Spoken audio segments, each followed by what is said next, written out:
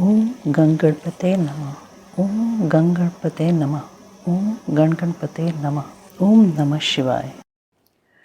शिव के 5 आवरणों में स्थित सभी देवताओं की स्तुति तथा उनसे अभीष्ट पूर्ति एवं मंगल की कामना। उपमन्यु कहते हैं, श्री कृष्ण, अब मैं तुम्हारे समक्ष पंचावरण मार्ग से किए जाने वाले स्तोत्र का वर्णन करूंगा, जिससे यह योगेश्वर नामक पुण्य कर्म पुण्य रूप से संपन्न होता है। जगत के एकमात्र रक्षक, नित्य चिन्मय स्वभाव, प्रकृति मनोहर शंभो, आपका तत्व कलुष राशि से रहित निर्मल वाणी तथा मन की पहुंच से भी परे है। आपकी जय हो, जय हो। आपका श्री विग्रह स्वभाव से ही निर्मल है। आपकी चेष्टा परम सुंदर है। आपकी जय हो। आपकी महाशक्ति आपके ही तुल्य है। आप विशुद्ध कल्याणमय गुणों के महासागर हैं। आपकी जय हो। आप अनंत कांति से संपन्न हैं। आपके श्री विग्रह की कहीं तुलना नहीं है। आपकी जय हो। आप अतर्क्य महिमा के आधार हैं तथा शांतिमय मंगल के निकेतन हैं। आपकी जय हो। निरंजन, आधार रहित तथा बिना कारण के प्रकट होने वाले शिव, आपकी जय हो। निरंतर परमानंदमय शांति और सुख के कारण आपकी जय हो। अतिशय उत्कृष्ट ऐश्वर्य से सुशोभित तथा अत्यंत करुणा के आधार, आपकी जय हो। प्रभु, आपका सब कुछ स्वतंत्र है तथा आपके वैभव की कहीं समता नहीं है। आपकी जय हो, जय हो। आपने विराट विश्व को व्याप्त कर रखा है, किंतु आप किसी से भी व्याप्त नहीं हैं। आपकी जय हो, जय हो। आप सबसे उत्कृष्ट हैं, किंतु आपसे श्रेष्ठ कोई नहीं है। आपकी जय हो, जय हो। आप अद्भुत हैं। आपकी जय हो। आप अशुद्र हैं। आपकी जय हो। आप अक्षत हैं। आपकी जय हो। आप अविनाशी हैं। आपकी जय हो। अप्रमेय परमात्मन, आपकी जय हो। माया रहित महेश्वर, आपकी जय हो। अजन्मा शिव, आपकी जय हो। निर्मल शंकर, आपकी जय हो। महाबाहो, महासार, महागुण, महती कीर्ति कथा से युक्त, महाबली, महामायावी, महान रसिक तथा महारथ, आपकी जय हो। आप परम आराध्य को नमस्कार है। आप परम कारण को नमस्कार है। शांत शिव को नमस्कार है। और आप परम कल्याणमय प्रभु को नमस्कार है। देवताओं और असुरों सहित यह संपूर्ण जगत आपके अधीन है, अतः आपकी आज्ञा का उल्लंघन करने में कौन समर्थ हो सकता है। हे सनातन देव, यह सेवक एकमात्र आपके ही आश्रित हैं, अतः आप इस पर अनुग्रह करके इसे इसकी प्रार्थित वस्तु प्रदान करें। अंबिके, जगन्माता, आपकी जय हो। सर्व जगन्मयी, आपकी जय हो। असीम ऐश्वर्यशालिनी, आपकी जय हो। आपके श्री विग्रह की कहीं उपमा नहीं है। आपकी जय हो। मन वाणी से अतीत शिवे, आपकी जय हो। अज्ञान अंधकार का भंजन करने वाली देवी, आपकी जय हो। जन्म और जरा से रहित उमे, आपकी जय हो। काल से भी अतिशय उत्कृष्ट शक्ति वाली दुर्गे, आपकी जय हो। अनेक प्रकार के विधानों में स्थित परमेश्वरी, आपकी जय हो। विश्वनाथ प्रिय, आपकी जय हो। समस्त देवताओं की आराधनीय देवी, आपकी जय हो। संपूर्ण विश्व का विस्तार करने वाली जगदम्बिके, आपकी जय हो। मंगलमय दिव्य अंगों वाली देवी, आपकी जय हो। मंगल को प्रकाशित करने वाली, आपकी जय हो। मंगलमय चरित्र वाली सर्वमंगले, आपकी जय हो। मंगलदायिनी, आपकी जय हो। परम कल्याणमय गुणों की आप मूर्ति हैं, आपको नमस्कार है। संपूर्ण जगत आपसे ही उत्पन्न हुआ है, अतः आप में ही लीन होगा। देवेश्वरी, अतः आपके बिना ईश्वर भी फल देने में समर्थ नहीं हो सकते। यह जन जन काल से ही आपकी शरण में आया हुआ है, अतः देवी आप अपने इस भक्त का मनोरथ सिद्ध कीजिए। प्रभु, आपके 5 मुख और 10 भुजाएं हैं। आपकी अंग कांति शुद्ध स्फटिक मणि के समान निर्मल है। वर्ण, ब्रह्म और कला आपके विग्रह रूप हैं। आप सकल और निष्कल देवता हैं। शिव मूर्ति में सदा व्याप्त रहने वाले शांतितीत पद में विराजमान सदाशिव आप ही हैं। मैंने भक्ति भाव से आपकी अर्चना की है। आप मुझे प्रार्थित कल्याण प्रदान करें। सदाशिव के अंक में आरूढ़ इच्छा शक्ति स्वरूपा सर्वलोक जननी शिवा मुझे मनोवांछित वस्तु प्रदान करें। शिव व पार्वती के प्रिय पुत्र, शिव के समान प्रभावशाली, सर्वज्ञ तथा शिव ज्ञानामृत का पान करके तृप्त रहने वाले देवता गणेश और कार्तिकेय परस्पर स्नेह रखते हैं। शिवा और शिव दोनों से सत्कृत हैं तथा ब्रह्मा आदि देवता भी इन दोनों देवों का सर्वथा सत्कार करते हैं। ये दोनों भाई निरंतर संपूर्ण लोकों की रक्षा करने के लिए उद्यत रहते हैं और अपने विभिन्न अंशों द्वारा अनेक बार स्वेच्छा पूर्वक अवतार धारण करते हैं। वे ही ये दोनों बंधु शिव और शिवा के पार्श्व भाग में मेरे द्वारा इस प्रकार पूजित हो, उन दोनों की आज्ञा ले प्रतिदिन मुझे प्रार्थित वस्तु प्रदान करें। जो शुद्ध स्फटिक मणि के समान निर्मल, ईशान नाम से प्रसिद्ध और सदा कल्याण स्वरूप हैं, परमात्मा शिव की मूर्धाभिमानिनी मूर्ति हैं। शिवार्चन में रत, शांत, शांत्यतीत कला में प्रतिष्ठित, आकाश मंडल में स्थित शिव पंचाक्षर का अंतिम बीज स्वरूप, 5 कलाओं से युक्त और प्रथम आवरण में सबसे पहले शक्ति के साथ पूजित है। वह पवित्र पर ब्रह्म मुझे मेरी अभीष्ट वस्तु प्रदान करे। जो प्रातःकाल के सूर्य की भांति अरुण प्रभा से युक्त, पुरातन, तत्पुरुष नाम से विख्यात परमेष्ठी शिव के पूर्ववर्ती मुख का अभिमानी, शांति कला स्वरूप या शांति कला में प्रतिष्ठित, वायुमंडल में स्थित शिव चरणार्चन परायण, शिव के बीजों में प्रथम और कलाओं में 4 कलाओं से युक्त हैं। मैंने पूर्व दिशा में भक्ति भाव से शक्ति सहित जिसका पूजन किया है, वह पवित्र पर ब्रह्म शिव मेरी प्रार्थना सफल करें।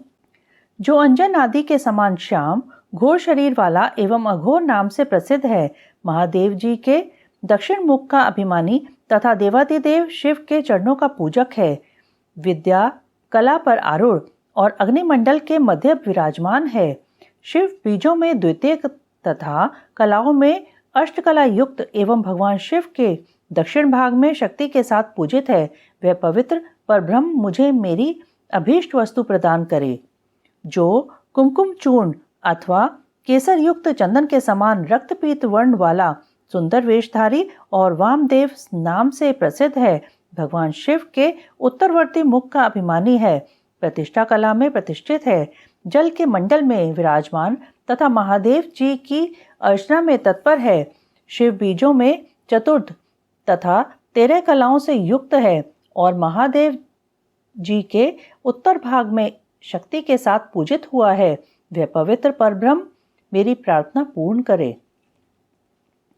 जो शंख, कुंद और चंद्रमा के समान धवल, सौम्य तथा सद्योजात नाम से विख्यात है, भगवान शिव के पश्चिम मुख का अभिमानी एवं शिव चरणों की अर्चना में रत है, निवृत्ति कला में प्रतिष्ठित तथा पृथ्वी मंडल में स्थित है। शिव बीजों में तृतीय 8 कलाओं से युक्त और महादेव जी के पश्चिम भाग में शक्ति के साथ पूजित हुआ है। वह पवित्र परब्रह्म मुझे मेरी प्रार्थित वस्तु दे। शिव और शिवा की हृदय रूपी मूर्तियां शिव भाव से भावित हो, उन्हीं दोनों की आज्ञा शिरोधार्य करके मेरा मनोरथ पूर्ण करे। शिव और शिवा की शिखा रूप मूर्तियां शिव के ही आश्रित रहकर उन दोनों की आज्ञा का आदर करके मुझे मेरी अभीष्ट वस्तु प्रदान करें। शिव और शिवा की कवच रूपा मूर्तियां शिव भाव से भावित हो, शिव पार्वती की आज्ञा का सत्कार करके मेरी कामना सफल करें। शिव और शिवा की नेत्र रूपा मूर्तियां शिव के आश्रित रहे, उन्हीं दोनों की आज्ञा शिरोधार्य करके मुझे मेरा मनोरथ प्रदान करें। शिव और शिवा की अस्त्र रूपा मूर्तियां नित्य उन्हीं दोनों के अर्चन में तत्पर रहे, उनकी आज्ञा का सत्कार करते हुए मुझे मेरी अभीष्ट वस्तु प्रदान करें। वाम, ज्येष्ठ, रुद्र, काल, विकर्ण, बल प्रमथन तथा सर्वभूत दमन, ये 8 शिव मूर्तियां तथा इनकी वैसी ही 8 शक्तियां वामा, ज्येष्ठा, रुद्राणी, काली, विकर्णी, बल प्रमथनी तथा सर्वभूत दमनी, ये सब शिव और शिवा के ही शासन से मुझे प्रार्थित वस्तु प्रदान करें।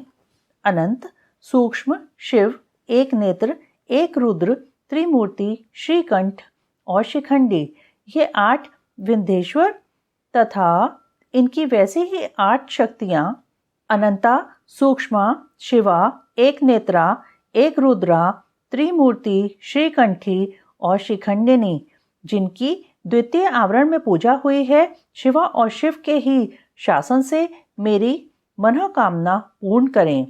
भव आदि 8 मूर्तियां और उनकी शक्तियां तथा शक्तियों सहित महादेव आदि 11 मूर्तियां, जिनकी स्थिति तीसरे आवरण में है, शिव और पार्वती की आज्ञा शिरोधार्य करके मुझे अभीष्ट फल प्रदान करें। जो वृषभों के राजा, महातेजस्वी, महान मेघ के समान शब्द करने वाले मेरु, मंदराचल, कैलाश और हिमालय के शिखर की भांति ऊंचे एवं उज्जवल वर्ण वाले हैं, श्वेत बादलों के शिखर की भांति ऊंचे कुकुट से शोभित हैं, महानागराज के शरीर की भांति पूंछ जिनकी शोभा बढ़ाती है, उनके मुख, सींग और पैर भी लाल हैं। नेत्र भी प्रायः लाल ही हैं, जिनके सारे अंग मोटे और उन्नत हैं, जो अपनी मनोहर चाल से बड़ी शोभा पाते हैं, जिनमें उत्तम लक्षण विद्यमान हैं, जो चमचमाते हुए मणिमय आभूषणों से विभूषित हो अत्यंत दीप्तिमान दिखाई देते हैं, जो भगवान शिव को प्रिय हैं और शिव में ही अनुरक्त रहते हैं। शिव और शिवा दोनों के ही जो ध्वज और वाहन है तथा उनके चरणों के स्पर्श से जिनका पृष्ठभाग परम पवित्र हो गया है, जो गौओं के राजपुरुष हैं, वे श्रेष्ठ और चमकीला त्रिशूल धारण करने वाले नंदिकेश्वर वृषभ शिव और शिवा की आज्ञा शिरोधार्य करके मुझे अभीष्ट वस्तु प्रदान करें। जो गिरिराज नंदिनी पार्वती के लिए पुत्र के तुल्य प्रिय हैं, श्री विष्णु आदि देवताओं द्वारा नित्य पूजित एवं वंदित हैं, भगवान शंकर के अंतःपुर के द्वार पर परिजनों के साथ खड़े रहते हैं, सर्वेश्वर शिव के समान ही तेजस्वी हैं तथा समस्त असुरों को कुचल देने की शक्ति रखते हैं, शिव धर्म का पालन करने वाले संपूर्ण शिव भक्तों के अध्यक्ष पद पर जिनका अभिषेक हुआ है, जो भगवान शिव के प्रिय, शिव में ही अनुरक्त तथा तेजस्वी त्रिशूल नामक श्रेष्ठ आयुध धारण करने वाले हैं, भगवान शिव के शरणागत भक्तों पर जिनका स्नेह है तथा शिव भक्तों का भी जिनमें अनुराग है, वे महातेजस्वी नंदीश्वर शिव और पार्वती की आज्ञा को शिरोधार्य करके मुझे मनोवांछित वस्तु प्रदान करें। दूसरे महादेव के समान महातेजस्वी महाभाव महाकाल महादेव जी के शरणागत भक्तों की नित्य ही रक्षा करें। वे भगवान शिव के प्रिय हैं, भगवान शिव में ही उनकी आसक्ति है तथा वे सदा ही शिव और पार्वती के पूजक हैं, इसलिए शिवा और शिव की आज्ञा का आदर करके मुझे मनोवांछित वस्तु प्रदान करें। जो संपूर्ण शास्त्रों के तात्विक अर्थ के ज्ञाता भगवान विष्णु के द्वितीय स्वरूप, सबके शासक तथा महामोह आत्मा कद्रु के पुत्र हैं, मधु, फलका, गूदा और आसव जिन्हें प्रिय हैं, वे नागराज भगवान शेष शिव और पार्वती की आज्ञा को सामने रखते हुए मेरी इच्छा को पूर्ण करें। ब्रह्माणी, माहेश्वरी, कौमारी, वैष्णवी, वाराही, महेंद्री तथा प्रचंड पराक्रमशालिनी चामुंडा देवी, ये सर्वलोक जननी 7 माताएं परमेश्वर शिव के आदेश से मुझे मेरी प्रार्थित वस्तु प्रदान करें। जिनका मतवाले हाथी का सा मुख है, जो गंगा, उमा और शिव के पुत्र हैं, आकाश जिनका शरीर है, दिशाएं भुजाएं हैं तथा चंद्रमा, सूर्य और अग्नि जिनके 3 नेत्र हैं, ऐरावत आदि दिव्य दिग्गज जिनकी नित्य पूजा करते हैं, जिनके मस्तक से शिव ज्ञानमय मद की धारा बहती रहती है, जो देवताओं के विघ्न का निवारण करते और असुर आदि के कार्यों में विघ्न डालते हैं, वे विघ्नराज गणेश शिव से भावित हो शिवा और शिव की आज्ञा शिरोधार्य करके मेरा मनोरथ प्रदान करें। जिनके 6 मुख हैं, भगवान शिव से जिनकी उत्पत्ति हुई है, जो शक्ति और वज्र धारण करने वाले प्रभु हैं, अग्नि के पुत्र तथा अपर्णा के बालक हैं, गंगा, गणाम्बा और कृतिकाओं के भी पुत्र हैं, विशाख, शाक और नैगमे, इन तीनों भाइयों से जो सदा घिरे रहते हैं, जो इंद्र विजयी, इंद्र के सेनापति तथा तारकासुर को परास्त करने वाले हैं, जिन्होंने अपनी शक्ति से मेरु आदि पर्वतों को छेद डाला है, जिनकी अंग कांति तपाए हुए सुवर्ण के समान है, नेत्र प्रफुल्ल कमल के समान सुंदर हैं, कुमार नाम से जिनकी प्रसिद्धि है, जो सुकुमारों के रूप के सबसे बड़े उदाहरण हैं, शिव के प्रिय, शिव में अनुरक्त तथा शिव चरणों की नित्य अर्चना करने वाले हैं। स्कंद शिव और शिवा की आज्ञा शिरोधार्य करके मुझे मनोवांछित वस्तु दें। सर्वश्रेष्ठ और वरदायिनी ज्येष्ठा देवी, जो सदा भगवान शिव और पार्वती के पूजन में लगी रहती हैं, उन दोनों की आज्ञा मानकर मुझे मनोवांछित वस्तु प्रदान करें। त्रिलोक्य वंदिता, साक्षात उल्का जैसी आकृति वाली गणांबिका, जो जगत की सृष्टि बढ़ाने के लिए ब्रह्मा जी के प्रार्थना करने पर शिव के शरीर से पृथक हुई, शिवा के दोनों भौं के बीच से निकली थी, जो दाक्षायणी, सती, मेना तथा हिमवान कुमारी, उमा आदि के रूप में प्रसिद्ध हैं। कौशिकी, भद्रकाली, अपर्णा और पाटला की जननी हैं। नित्य शिवार्चन में तत्पर रहती हैं एवं रुद्रवल्लभा रुद्राणी कहलाती हैं। वे शिव और शिवा की आज्ञा शिरोधार्य करके मुझे मनोवांछित वस्तु दें। समस्त शिवगणों के स्वामी चंड, जो भगवान शंकर के मुख से प्रकट हुए हैं, शिवा और शिव की आज्ञा का आदर करके मुझे अभीष्ट वस्तु प्रदान करें। भगवान शिव में आसक्त और शिव के प्रिय गणपाल श्रीमान पिंगल शिव और शिवा की आज्ञा से ही मेरी मनोकामना पूर्ण करें। शिव की आराधना में तत्पर रहने वाले भृंगीश्वर नामक गणपाल अपने स्वामी की आज्ञा ले मुझे मनोवांछित वस्तु प्रदान करें। हिम, कुंद और चंद्रमा के समान उज्जवल भद्रकाली के प्रिय, सदा ही मातृगणों की रक्षा करने वाले दुरात्मा दक्ष और उसके यज्ञ का सिर काटने वाले उपेंद्र, इंद्र और यम आदि देवताओं के अंगों में घाव कर देने वाले शिव के अनुचर तथा शिव की आज्ञा के पालक महातेजस्वी श्रीमान वीरभद्र, शिव और शिवा के आदेश से ही मुझे मेरी मनचाही वस्तु दें। महेश्वर के मुख कमल से प्रकट हुई तथा शिव पार्वती के पूजन में आसक्त रहने वाली वे सरस्वती देवी मुझे मनोवांछित वस्तु प्रदान करें। भगवान विष्णु के वक्षस्थल में विराजमान लक्ष्मी देवी, जो सदा शिव और शिवा के पूजन में लगी रहती हैं, उन शिव दंपति के आदेश से ही मेरी अभिलाषा पूर्ण करें। महादेवी पार्वती के पाद पद्मों की पूजा परायण महामोटी, उन्हीं की आज्ञा से मेरी मनचाही वस्तु मुझे दें। पार्वती की सबसे श्रेष्ठ पुत्री सिंहवाहिनी कौशिकी, भगवान विष्णु की योग निद्रा महामाया, महामहिषमर्दिनी, महालक्ष्मी तथा मधु और फलों के गूदे तथा रस को प्रेम पूर्वक भोग लगाने वाली निशुंभ शुभ संहारिणी महासरस्वती माता पार्वती की आज्ञा से मुझे मनोवांछित वस्तु प्रदान करें। रुद्रदेव के समान तेजस्वी रुद्रगण, प्रख्यात पराक्रमी प्रमथगण तथा महादेव जी के समान तेजस्वी महाबली भूतगण, जो नित्य मुक्त, उपमा रहित, निर्द्वंद, उपद्रव शून्य शक्तियों और अनुचरों के साथ रहने वाले, सर्वलोक वंदित, समस्त लोकों की सृष्टि और संहार में समर्थ, परस्पर एक दूसरे के अनुरक्त और भक्त, आपस में अत्यंत स्नेह रखने वाले, एक दूसरे को नमस्कार करने वाले, शिव के नित्य प्रियतम, शिव के ही चिन्हों से लक्षित, सौम्य, घोर, उभय भावयुक्त, दोनों के बीच में रहने वाले, द्विरूप, कुरूप, सुरूप और नाना रूपधारी हैं। वे शिव और शिवा की आज्ञा का सत्कार करते हुए मेरा मनोरथ सिद्ध करें। देवी के प्रिय सखियों का समुदाय, जो देवी के ही लक्षणों से लक्षित है और भगवान शिव के तीसरे आवरण में रुद्र कन्याओं तथा अनेक शक्तियों सहित नित्य भक्तिभाव से पूजित हुआ है, वह शिव पार्वती की आज्ञा का सत्कार करके मुझे मंगल प्रदान करे। भगवान सूर्य महेश्वर की मूर्ति हैं। उनका सुंदर मंडल दीप्तिमान है। वे निर्गुण होते हुए भी कल्याणमय गुणों से युक्त हैं, केवल सद्गुण रूप हैं, निर्विकार, सबके आदि कारण और एकमात्र हैं। यह सामान्य जगत उन्हीं की सृष्टि है। सृष्टि, पालन और संहार के क्रम से उनके कर्म असाधारण हैं। इस तरह वे 3, 4 और 5 रूपों में विभक्त हैं। भगवान शिव के चौथे आवरण में अनुचरों सहित उनकी पूजा हुई है।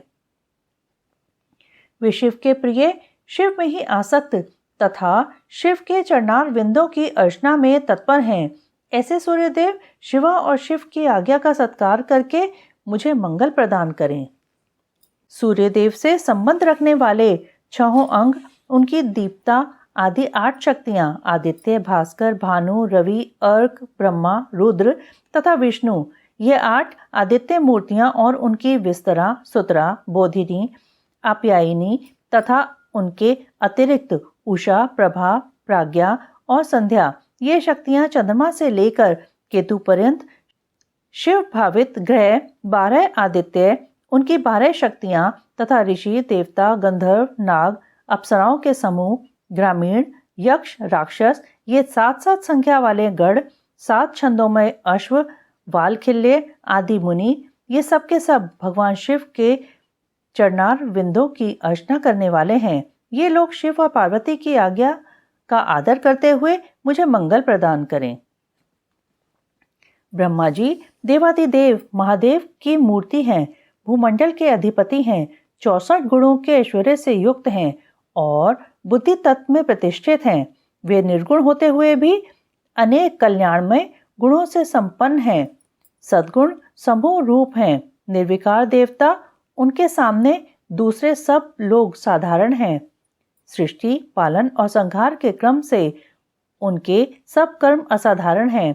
इस तरह वे 3, 4 एवं 5 आवरणों या स्वरूपों में विभक्त हैं। भगवान शिव के चौथे आवरण में अनुचरों सहित उनकी पूजा हुई है। वे शिव के प्रिय हैं, शिव में ही आसक्त हैं तथा शिव के चरणार विंदों की अर्चना में तत्पर हैं। ऐसे ब्रह्मदेव शिवा और शिव की आज्ञा का सत्कार करके मुझे मंगल प्रदान करें। हिरण्यगर्भ, लोकेश, विराट, कालपुरुष, सनत कुमार, सनक, सनंदन, सनातन, दक्ष आदि ब्रह्मपुत्र, 11 प्रजापति और उनकी पत्नियां, धर्म तथा संकल्प, ये सब के सब शिव की अर्चना में तत्पर रहने वाले और शिव भक्ति परायण हैं। अतः शिव की आज्ञा के अधीन हो मुझे मंगल प्रदान करें।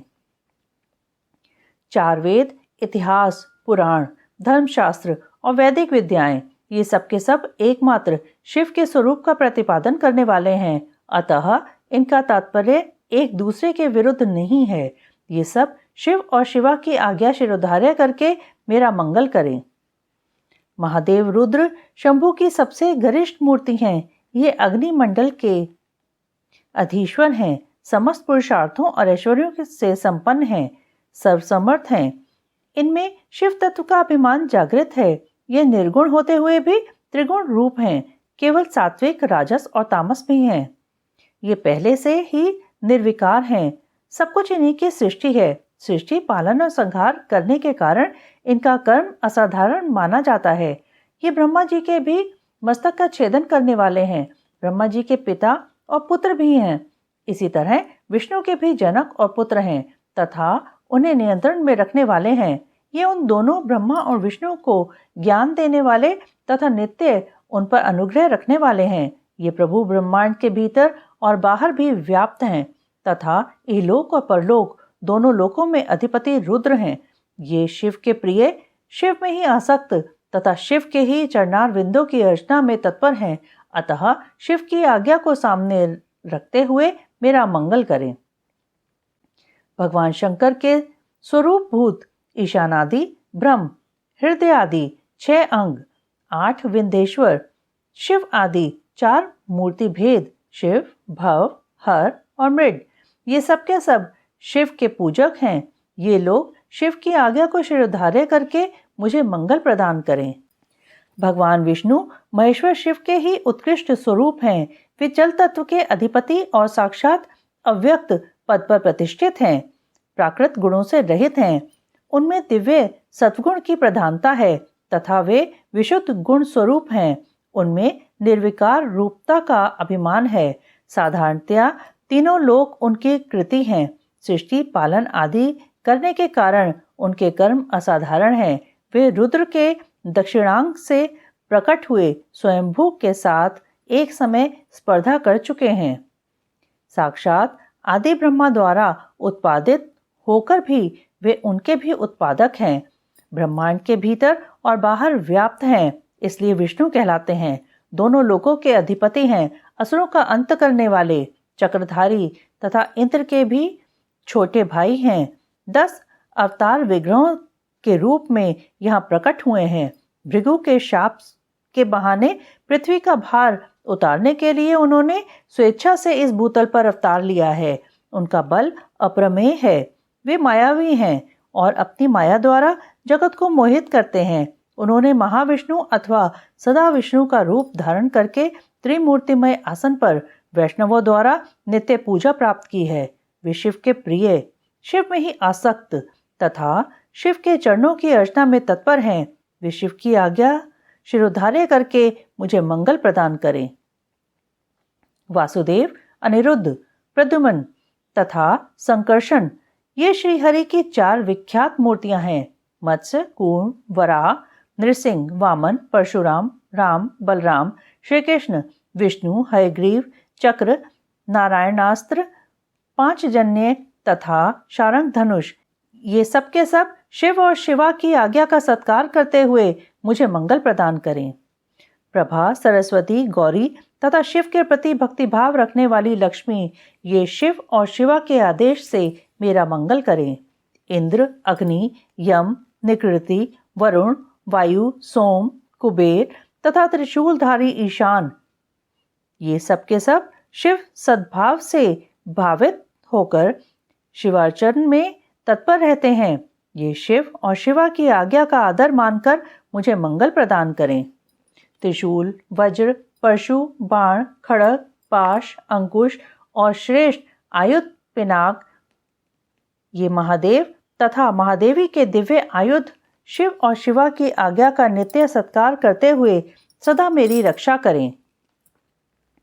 वृषभ रूपधारी देव जो सुरभि के महाबली पुत्र हैं, वड़वानल से भी होड़ लगाते हैं, 5 गो माताओं से घिरे रहते हैं और अपनी तपस्या के प्रभाव से परमेश्वर शिव तथा परमेश्वरी शिवा के वाहन हुए हैं। उन दोनों की आज्ञा शिरोधार्य करके मेरी इच्छा पूर्ण करें। नंदा, सुनंदा, सुरभि, सुशीला और सुमना ये 5 गौ माताएं सदा शिवलोक में निवास करती हैं।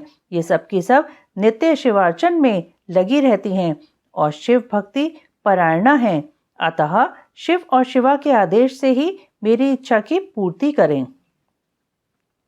क्षेत्रपाल महातेजस्वी, उनकी अंग कांति नीलमेघ के समान है और मुख दाढ़ों के कारण विकराल जान पड़ता है। उनके लाल लाल होंठ फड़कते रहते हैं, जिससे उनकी शोभा बढ़ जाती है। उनके सिर के बाल भी लाल और ऊपर को उठे हुए हैं। वे तेजस्वी हैं। उनकी भौहें तथा आंखें भी टेढ़ी ही हैं। वे लाल और गोलाकार 3 नेत्र धारण करते हैं। चंद्रमा और सर्प उनके आभूषण हैं। वे सदा नंगे ही रहते हैं तथा उनके हाथों में त्रिशूल, पाश, खड़ग और कपाल उठे रहते हैं। वे भैरव हैं और भैरवों, सिद्धों तथा योगिनियों से घिरे रहते हैं। प्रत्येक क्षेत्र में उनकी स्थिति है। वे वहां सत्पुरुषों के रक्षक होकर रहते हैं। उनका मस्तक सदा शिव के चरणों में झुका रहता है। वे सदा शिव के सद्भाव से भावित हैं तथा शिव के शरणागत भक्तों की औरस पुत्रों की भांति विशेष रक्षा करते हैं। ऐसे प्रभावशाली क्षेत्रपाल शिव और शिवा की आज्ञा का सत्कार करते हुए मुझे मंगल प्रदान करें।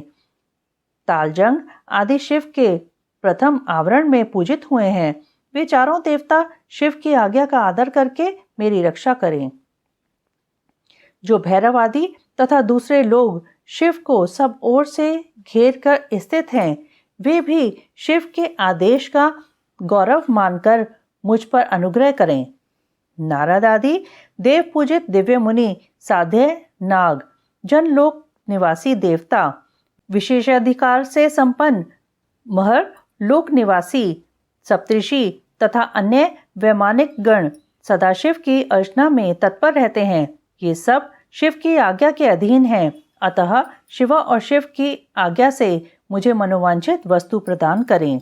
गंधर्वों से लेकर पिशाच पर्यंत जो 4 देव योनियां हैं, जो सिद्ध, विद्याधर, अन्य आकाशचारी, असुर, राक्षस, पाताल तलवासी, अनंत आदि नागराज, गरुड़ आदि दिव्य पक्षी, कूष्मांड, प्रेत, वेताल, ग्रह, भूतगण, डाकनियां, योगिनियां, शाकिनियां तथा वैसे ही और स्त्रियां, क्षेत्र, आराम, ग्रह आदि तीर्थ, देव मंदिर, द्वीप, समुद्र, नदियां, नद, सरोवर, सुमेरु आदि पर्वत, सब और फैले हुए वन, पशु पक्षी, वृक्ष, कृमि, कीट आदि, मृग, समस्त भुवन, भुवनेश्वर, आवरणों सहित ब्रह्मांड, 12 मास, 10 दिग्गज, वर्ण, पद, तत्व, उनके अधिपति, ब्रह्मांड धारक रुद्र, अन्य रुद्र और उनकी शक्तियां तथा इस जगत में जो कुछ भी देखा, सुना और अनुमान किया हुआ है, वे सब के सब शिवा और शिव की आज्ञा से मेरा मनोरथ पूर्ण करें। जो पंच पुरुषार्थ स्वरूपा होने से पंचार्था कही गई है, जिसका स्वरूप दिव्य है तथा जो पशु विद्या की कोटि से बाहर है, वह पशुओं को पाश से मुक्त करने वाली शैवी पराविद्या, शिव धर्म शास्त्र, शैव धर्म श्रुति सम्मत, शिव संज्ञक पुराण, शैवागम तथा धर्म काम आदि चतुर्विध पुरुषार्थ, जिन्हें शिव और शिवा के समान ही मानकर उन्हीं के समान पूजा दी गई है, उन्हीं दोनों की आज्ञा लेकर मेरे अभीष्ट की सिद्धि के लिए इस कर्म का अनुमोदन करें, इसे सफल और सुसंपन्न घोषित करें। श्वेत से लेकर नकुलीश पर्यंत शिष्य सहित आचार्यगण, उनकी संतान परंपरा में उत्पन्न गुरुजन, विशेषतः मेरे गुरु शैव महेश्वर, जो ज्ञान और कर्म में तत्पर रहने वाले हैं, मेरे इस कर्म को सफल और सुसंपन्न माने। लौकिक ब्राह्मण, क्षत्रिय, वैश्य, वेद वेदांगों के तत्वज्ञ विद्वान, सर्वशास्त्र कुशल, सांख्यवेत्ता, वैशेषिक, योग शास्त्र के आचार्य, न्यायिक, सूर्योपासक, ब्रह्मोपासक, शैव, वैष्णव तथा अन्य सब शिष्ट और विशिष्ट पुरुष शिव की आज्ञा के अधीन हो मेरे इस कर्म को अभीष्ट साधन माने। सिद्धांत मार्गी शैव, पाशुपत शैव, महाव्रतधारी शैव तथा अन्य कापालिक शैव, ये सब के सब शिव की आज्ञा के पालक तथा मेरे भी पूज्य हैं। अतः शिव की आज्ञा से इन सब का मुझ पर अनुग्रह हो और वे इस कार्य को सफल घोषित करें। जो दक्षिणाचार के ज्ञान में परिनिष्ठ तथा दक्षिणाचार के उत्कृष्ट मार्ग पर चलने वाले हैं, वे परस्पर विरोध न रखते हुए मंत्र का जप करें और मेरे कल्याणकामी हों। नास्तिक, शठ, कृतघ्न, तामस, पाखंडी और अति पापी प्राणी मुझसे दूर ही रहें। यहाँ बहुतों की स्तुति से क्या लाभ। जो कोई भी आस्तिक संत है, वे सब मुझ पर अनुग्रह करें और मेरे मंगल होने का आशीर्वाद दें। जो पंचावरण रूपी प्रपंच से घिरे हुए हैं और सबके आदि कारण हैं, उन आप पुत्र सहित सांब सदाशिव को मेरा नमस्कार है। ऐसा कहकर शिव और शिवा के उद्देश्य से भूमि पर दंड की भांति गिरकर प्रणाम करे और कम से कम 108 बार पंचाक्षरी विद्या का जप करे। इसी प्रकार शक्ति विद्या का जप करके उसका समर्पण करे और महादेव जी से क्षमा मांगकर शेष पूजा की समाप्ति करे। यह परम पुण्यमय स्तोत्र शिव और शिवा के हृदय को अत्यंत प्रिय है, संपूर्ण मनोरथों को देने वाला है और भोग और मोक्ष का एकमात्र साक्षात साधन है। जो एकाग्रचित हो प्रतिदिन इसका कीर्तन अथवा श्रवण करता है, वह सारे पापों को शीघ्र ही धो बहाकर भगवान शिव का सायुज्य प्राप्त कर लेता है। जो गो हत्यारा, कृतघ्न, वीरघाती, गर्भस्थ शिशु की हत्या करने वाला, शरणागत का वध करने वाला और मित्र के प्रति विश्वासघाती है, दुराचार और पापाचार में ही लगा रहता है तथा माता और पिता का भी घातक है, वह भी इस स्तोत्र के जप से तत्काल पाप मुक्त हो जाता है। अनर्थ सूचक भयों के उपस्थित होने पर यदि मनुष्य इस स्तोत्र का कीर्तन करे तो वह कदापि अनर्थ का भागी नहीं हो सकता। आयु, आरोग्य, ऐश्वर्य, तथा और जो भी मनोवांछित वस्तु है उन सबको इस स्तोत्र के जप में संलग्न रहने वाला पुरुष प्राप्त कर लेता है। शिव की पूर्वोक्त पूजा न करके केवल स्तोत्र का पाठ करने से जो फल मिलता है उसको यहाँ बताया गया है, परंतु शिव की पूजा करके स्तोत्र का पाठ करने से जो फल मिलता है उसका तो वर्णन ही नहीं किया जा सकता। यह फल की प्राप्ति अलग रहे। इस स्तोत्र का कीर्तन करने पर इसे सुनते ही माता पार्वती सहित महादेव जी आकाश में आकर खड़े हो जाते हैं। अतः उस समय उमा सहित देव महादेव की आकाश में पूजा करके दोनों हाथ जोड़ खड़ा हो जाए और स्तोत्र का पाठ करे। एक फल देने वाले कर्मों और उनकी विधि का वर्णन। शिव पूजन की विधि। शांति, पुष्टि आदि विविध काम्य कर्मों में विभिन्न हवनीय पदार्थों के उपयोग का विधान। उपमन्यु कहते हैं, श्री कृष्ण, यह मैंने तुमसे इहलोक और परलोक में सिद्धि प्रदान करने वाला क्रम बताया है, जो उत्तम तो है ही। इसमें क्रिया, जप, तप और ध्यान का समुच्चय भी है।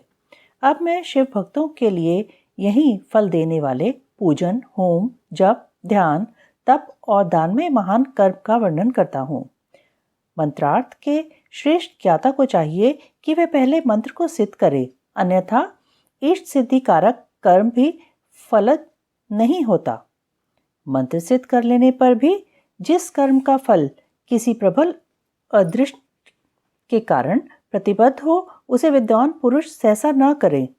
उस प्रतिबंधक का यहाँ निवारण किया जा सकता है। कर्म करने से पहले ही शकुन आदि करके उसकी परीक्षा कर ले और प्रतिबंधक का पता लगने पर उसे दूर करने का प्रयत्न करे। जो मनुष्य ऐसा न करके मोहवश एक फल देने वाले कर्म का अनुष्ठान करता है वह उससे फल का भागी नहीं होता और जगत में उपहास का पात्र बनता है।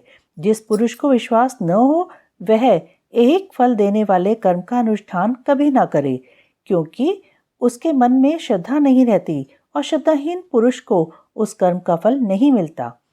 किया कर्म निष्फल हो जाए तो भी उसमें देवता का कोई अपराध नहीं है, क्योंकि शास्त्रोक्त विधि से ठीक ठीक कर्म करने वाले पुरुषों को यही फल की प्राप्ति देखी जाती है। जिसने मंत्र को सिद्ध कर लिया है, प्रतिबंधक को दूर कर दिया है, मंत्र पर विश्वास रखता है और मन में श्रद्धा से युक्त है, वह साधक कर्म करने पर उसके फल को अवश्य पाता है। उस कर्म के फल की प्राप्ति के लिए ब्रह्मचर्य परायण होना चाहिए। रात में हविष्य भोजन करे, खीर या फल खाकर रहे। हिंसा आदि जो निषिद्ध कर्म हैं उन्हें मन से भी न करे। सदा अपने शरीर में भस्म लगाए, सुंदर पवित्र वेशभूषा धारण करे और पवित्र रहे। इस प्रकार आचारवान होकर अपने अनुकूल शुभ दिन में पुष्पमाला आदि से अलंकृत पूर्वोक्त लक्षण वाले स्थान में एक हाथ भूमि को गोबर से लीपकर वहां बिछे हुए भद्रासन पर कमल अंकित करे, जो अपने तेज से प्रकाशमान हो। वह तपाए हुए सुवर्ण के समान रंग वाला हो, उसमें 8 तल हो और केसर भी बना हो। मध्य भाग में वह कर्णिका से युक्त और संपूर्ण रत्नों से अलंकृत हो। उसमें अपने आकार के समान ही नाल होनी चाहिए। वैसे स्वर्ण निर्मित कमल पर सम्यक विधि से मन ही मन अणिमा आदि सब सिद्धियों की भावना करे। फिर उस पर रत्न का, सोने का अथवा स्फटिक मणि का उत्तम लक्षणों से युक्त वेदी सहित शिवलिंग स्थापित करे। शिवलिंग स्थापित करके उसमें विधि पूर्वक पार्षदों सहित अविनाशी सांब सदाशिव का आवाहन और पूजन करे। फिर वहां साकार भगवान महेश्वर की भावनामयी मूर्ति का निर्माण करे, जिसके 4 भुजाएं और 4 मुख हों। वह सब आभूषणों से विभूषित हों। उसे व्याघचर्म पहनाया गया हो। उसके मुख पर कुछ कुछ हास्य की छटा छा रही हो। उसने अपने 2 हाथों में वरद और अभय की मुद्रा धारण की हो और शेष 2 हाथों में मृग मुद्रा और टंक ले रखे हों, अथवा उपासक की रुचि के अनुसार अष्टभुजा मूर्ति की भावना करनी चाहिए। उस दशा में वह मूर्ति अपने दाहिने 4 हाथों में त्रिशूल, परशु, खड़ग और वज्र लिए हो और बाएं 4 हाथों में पाश, अंकुश, खेट और नाग धारण करती हो। उसकी अंग कांति प्रातःकाल के सूर्य की भांति लाल हो और वह अपने प्रत्येक मुख में 3-3 नेत्र धारण करती है। उस मूर्ति का पूर्ववर्ती मुख सौम्य तथा अपनी आकृति के अनुरूप ही कांतिमान है। दक्षिणवर्ती मुख नील मेघ के समान श्याम और देखने में भयंकर है। उत्तरवर्ती मुख मूंगे के समान लाल है और सिर की नीली अलकें उसकी शोभा बढ़ाती हैं। पश्चिमवर्ती मुख पूर्ण चंद्रमा के समान उज्जवल, सौम्य तथा चंद्रकलाधारी है। उस शिव मूर्ति के अंक में पराशक्ति माहेश्वरी शिवा आरूढ़ हैं। उनकी अवस्था 16 वर्ष की सी है।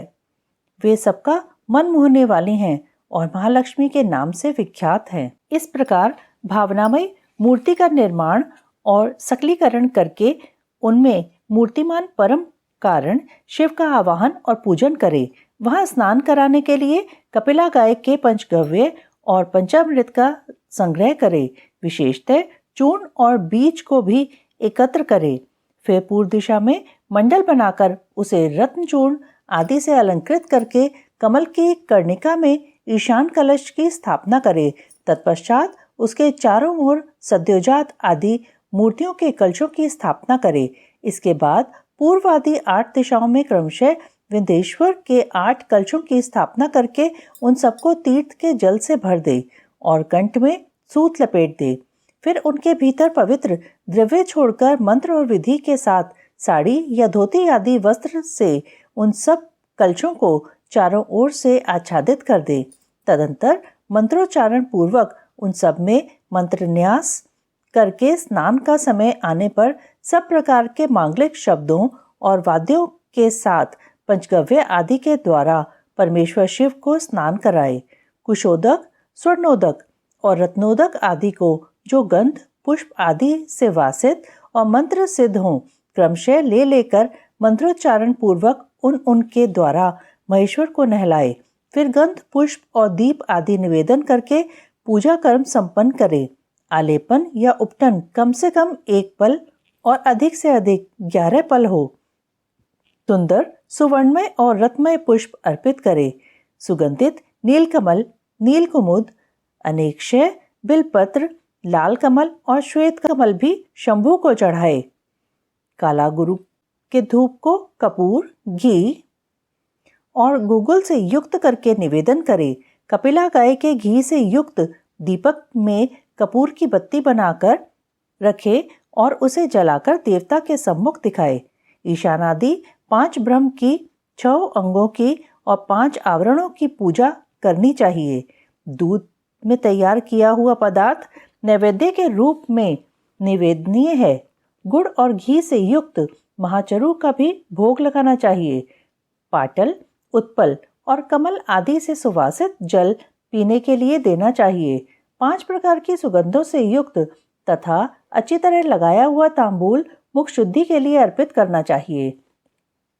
सुवर्ण और रत्नों के बने हुए आभूषण, नाना प्रकार के रंग वाले नूतन महीन वस्त्र जो दर्शनीय हो इष्ट देव को देने चाहिए। उस समय गीत, वाद्य और कीर्तन आदि भी करने चाहिए। मूल मंत्र का 1 लाख जप करना चाहिए। पूजा कम से कम 1 बार, नहीं तो 2 या 3 बार करनी चाहिए, क्योंकि अधिक का अधिक फल होता है। होम सामग्री के लिए जितने द्रव्य हों उनमें से प्रत्येक द्रव्य की कम से कम 10 और अधिक से अधिक 100 आहुतियां देनी चाहिए। मारण और उच्चाटन आदि में शिव के घोर रूप का चिंतन करना चाहिए। शांति कर्म या पौष्टिक कर्म करते समय शिवलिंग में, शिवाग्नि में तथा अन्य प्रतिमाओं में शिव के सौम्य रूप का ध्यान करना चाहिए। मारण आदि कर्मों में लोहे के बने हुए स्तृक और स्त्रुवा का उपयोग करना चाहिए। अन्य शांति आदि कर्मों में स्तृक और स्त्रुवा बनवाने चाहिए। मृत्यु पर विजय पाने के लिए घी, दूध में मिलाई हुई दूर्वा से, मधु से, घृत युक्त चरु से अथवा केवल दूध से भी हवन करना चाहिए तथा रोगों की शांति के लिए तिलों की आहुति देनी चाहिए। समृद्धि की इच्छा रखने वाला पुरुष महान दारिद्र्य की शांति के लिए घी, दूध अथवा केवल कमल के फूलों से होम करे। वशीकरण का इच्छुक पुरुष घृत युक्त जाति पुष्प, चमेली या मालती के फूल से हवन करे। द्विज को चाहिए कि वह घृत और करवीर पुष्पों से आहुति देकर आकर्षण का प्रयोग सफल करे। तेल की आहुति से उच्चाटन और मधु की आहुति से स्तंभन कर्म करे। सरसों की आहुति से भी स्तंभन किया जाता है। बड़ के बीज और तिल की आहुति द्वारा मारण और उच्चाटन करे। नारियल के तेल की आहुति देकर विद्वेषण कर्म करे। रोही के बीज की आहुति देकर बंधन का तथा लाल सरसों मिले हुए संपूर्ण होम द्रव्यों से सेना स्तंभन का प्रयोग करे। अभिचार कर्म में हस्तचालित यंत्र से तैयार किए गए तेल की आहुति देनी चाहिए। कुटकी की भूसी, कपास की ढोड़ तथा तेल मिश्रित सरसों की भी आहुति दी जा सकती है। दूध की आहुति ज्वर की शांति करने वाली तथा सौभाग्य रूप फल प्रदान करने वाली होती है। मधु, घी और दही को परस्पर मिलाकर इनसे दूध और चावल से अथवा केवल दूध से किया गया होम संपूर्ण सिद्धियों को देने वाला होता है। सात संविधा आदि से शांतिक अथवा पौष्टिक कर्म भी करे। विशेषतः द्रव्यों द्वारा होम करने पर वश्य और आकर्षण की सिद्धि होती है। बेलपत्रों का हवन वशीकरण तथा आकर्षण का साधक और लक्ष्मी की प्राप्ति कराने वाला है। साथ ही वह शत्रु पर विजय प्रदान कराता है। शांति कार्य में पलाश और खैर आदि की संविधाओं का होम करना चाहिए। क्रूरतापूर्ण कर्म में कनेर और आग की संविधाएं होनी चाहिए। लड़ाई झगड़े में कटीले पेड़ों की संविधाओं का हवन करना चाहिए। शांति और पुष्टि को विशेषतः शांचित पुरुष ही करे। जो निर्दय और क्रोधी हो उसी को अभिचारिक कर्म में प्रवृत्त होना चाहिए, वह भी उस दशा में जबकि दुर्वस्था चरम सीमा को पहुंच गई हो और उसके निवारण का दूसरा कोई उपाय न रह गया हो। आतताई को नष्ट करने के उद्देश्य से आभिचारिक कर्म करना चाहिए। अपने राष्ट्रपति को हानि पहुंचाने के उद्देश्य से आभिचारिक कर्म कदापि नहीं करना चाहिए। यदि कोई आस्तिक परम धर्मात्मा और माननीय पुरुष हो, उससे यदि कभी आतताईपन का कार्य हो जाए तो भी उसको नष्ट करने के उद्देश्य से आभिचारिक कर्म का प्रयोग नहीं करना चाहिए।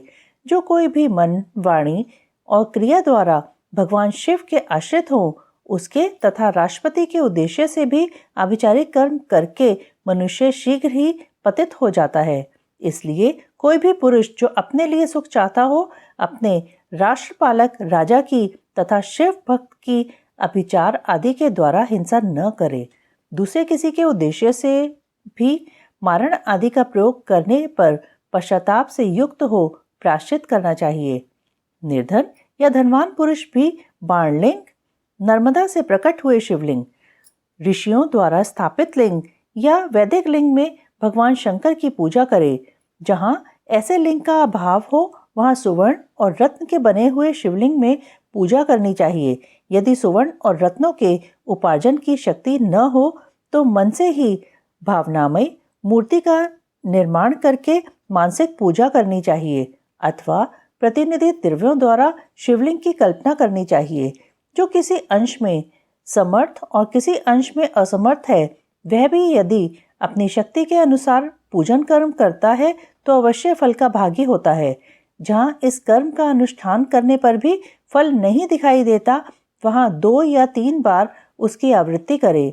ऐसा करने से सर्वथा फल का दर्शन होगा। पूजा के उपयोग में आया हुआ जो सुवर्ण, रत्न आदि उत्तम द्रव्य हो, वह सब गुरु को दे देना चाहिए तथा उसके अतिरिक्त दक्षिणा भी देनी चाहिए।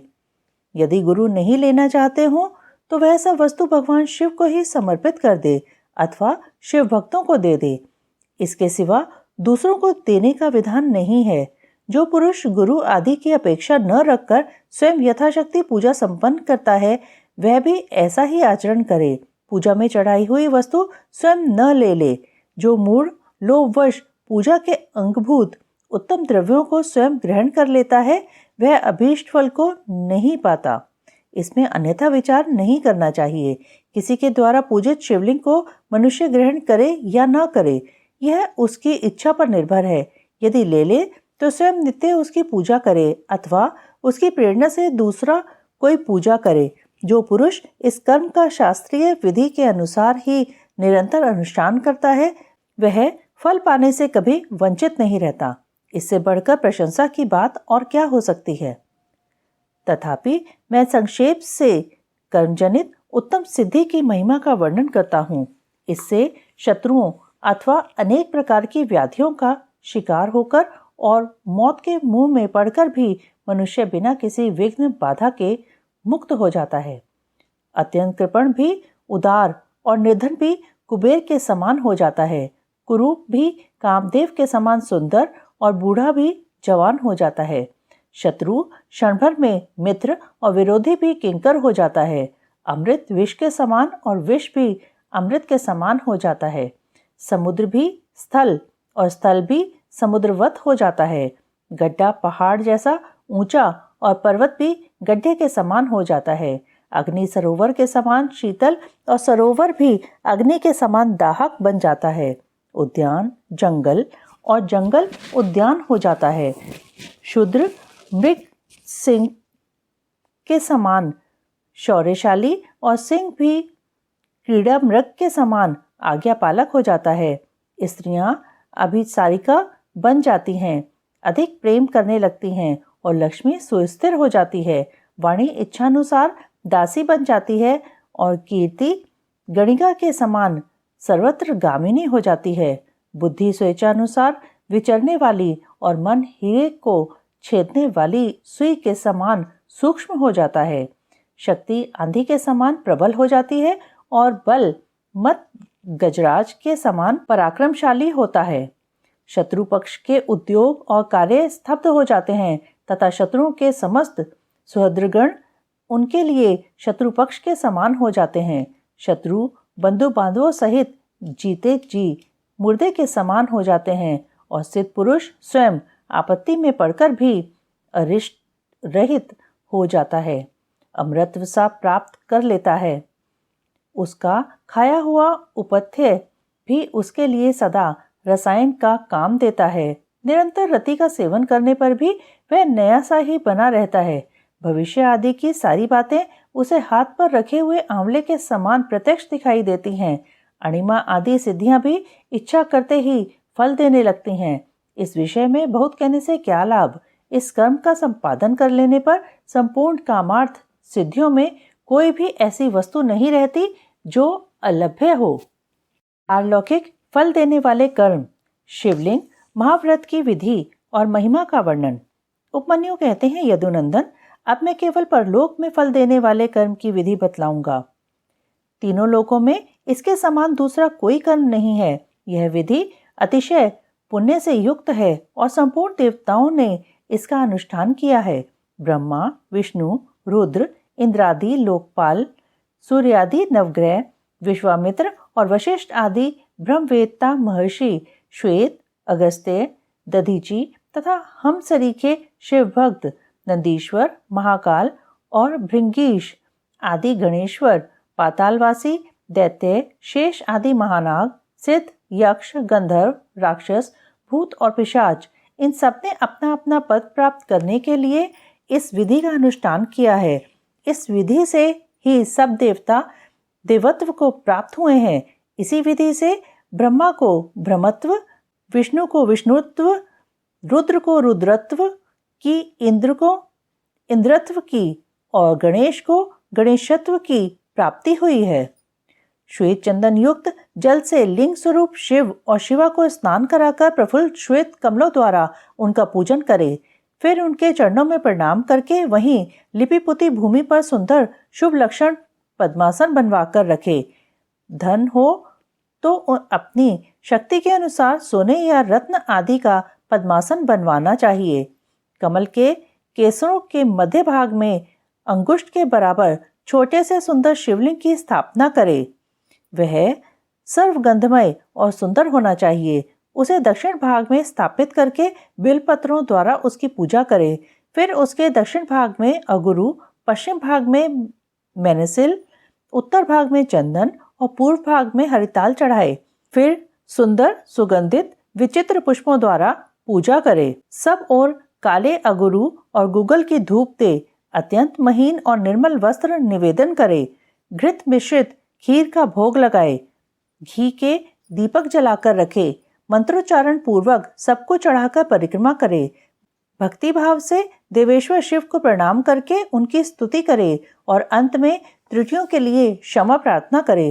तत्पश्चात शिव पंचाक्षर मंत्र से संपूर्ण उपहारों सहित वह शिवलिंग शिव को समर्पित करे और स्वयं दक्षिणा मूर्ति का आश्रय ले, जो इस प्रकार पंच गंधमय शुभ लिंग की नित्य अर्चना करता है वह सब पापों से मुक्त हो शिवलोक में प्रतिष्ठित होता है।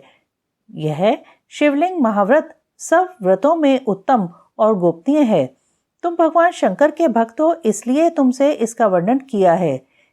जिस किसी को इसका उपदेश नहीं करना चाहिए, केवल शिव भक्तों को ही इसका उपदेश देना चाहिए।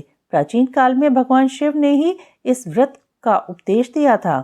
तदंतर लिंग का कारण रूपता तथा लिंग प्रतिष्ठा एवं पूजा की व्याख्या करके उपमन्यु ने कहा, यदुनंदन, यदि कोई स्थापित शिवलिंग न मिले तो शिव के स्थानभूत जल, अग्नि, सूर्य तथा आकाश में भगवान शिव का पूजन करना चाहिए। ओम नमः शिवाय, ओम नमः शिवाय, ओम नमः शिवाय।